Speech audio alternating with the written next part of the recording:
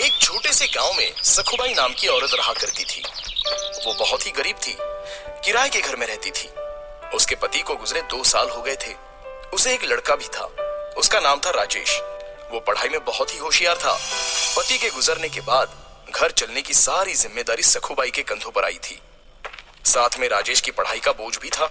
सखुबाई हमेशा सोचती कि उसका बेटा एक दिन बड़ा अफसर बने। सखुबाई जब काम करती तो राजेश भी उसके साथ जाता। सखुबाई लोगों के घर जाकर बर्तन मांजती तो कहीं खाना बना देती, तो राजेश बैठे बैठे लोगों के घर आए अखबार को बड़े ध्यान से पढ़ता। एक दिन जब राजेश अखबार पढ़ने लगा तो एक मालकिन ने बड़ी कुत्सित से कहा, अरे राजेश, अखबार पढ़ के क्या तू बड़ा अफसर बन जाएगा? इससे अच्छा तो माँ के काम में हाथ बटा, कम से कम उससे कुछ मदद तो हो जाएगी। इस पर राजेश बोला, मालकिन, मुझे बड़ा अफसर बनना है, कलेक्टर बनना है। हम किताबें नहीं ले सकते, इसलिए ज्यादा ज्ञान के लिए मैं अखबार पढ़ता हूँ। मालकिन बोली, तुम और कलेक्टर शक्ल देखी आपने? और मालकिन जोर जोर से हंसने लगी। सखुबाई को ये बात बहुत बुरी लगी और वो दोनों वहां से चले गए। फिर सखुबाई ने शादियों में रोटी बनाने का काम शुरू किया। वो अकेली ही 15-20 किलो की रोटियां बनाती थी। इसके लिए वो सुबह 3 बजे ही अपना काम शुरू कर देती थी। उसके साथ राजेश भी उठता था और माँ को मदद करके अपनी पढ़ाई करता था। एक दिन अचानक मकान मालिक उनके पास आए और बोले, क्या सखुबाई, तुम और तुम्हारा बेटा 3 बजे ही उठ जाते हो और ये लाइट जलाते हो? बिजली का बिल ज्यादा आ रहा है तुम्हारी वजह से। एक तो बिल ज्यादा दिया करो या फिर कमरा खाली कर दो। और मकान मालिक गुस्से से वहां से चले गए।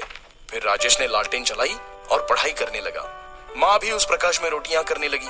ऐसे ही राजेश ने अगले कुछ साल जी लगाकर पढ़ाई की और क्लास में हमेशा अव्वल आने लगा।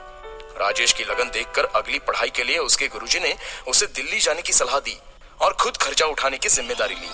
राजेश तो 22 साल का हो गया था। फिर क्या था, राजेश दिल्ली चला गया और वहां खूब पढ़ाई की। वो घंटों लाइब्रेरी में किताबें पढ़ता रहता।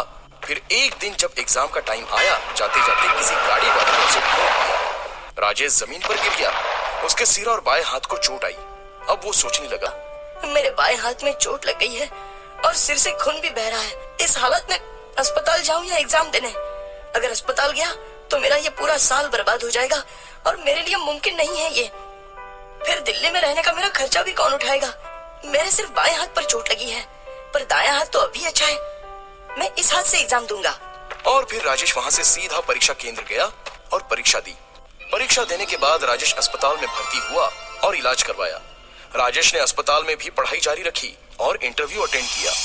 फिर कुछ दिन के लिए राजेश माँ के पास गांव वापस चला गया। कुछ दिनों बाद रिजल्ट के दिन माँ ने अखबार खरीद कर लाया और राजेश को परिणाम देखने को कहा। राजेश ने रिजल्ट देखा तो उसने जोर से चीख निकाली, माँ, मैं पास हो गया, तुम्हारा बेटा अफसर बन गया, मैं कलेक्टर बन गया हूँ माँ। ये सुनते ही माँ की आंखों से आंसू आ गए और वो दोनों रोने लगे। तो दोस्तों, क्या समझे इस कहानी से कि हमें हमेशा अपना लक्ष्य प्राप्त करने के लिए मेहनत करनी चाहिए। दुनिया चाहे हम पर हंसे या मजाक उड़ाए, लेकिन हमेशा अपने लक्ष्य का पीछा करना चाहिए। कामयाबी जरूर मिलती है।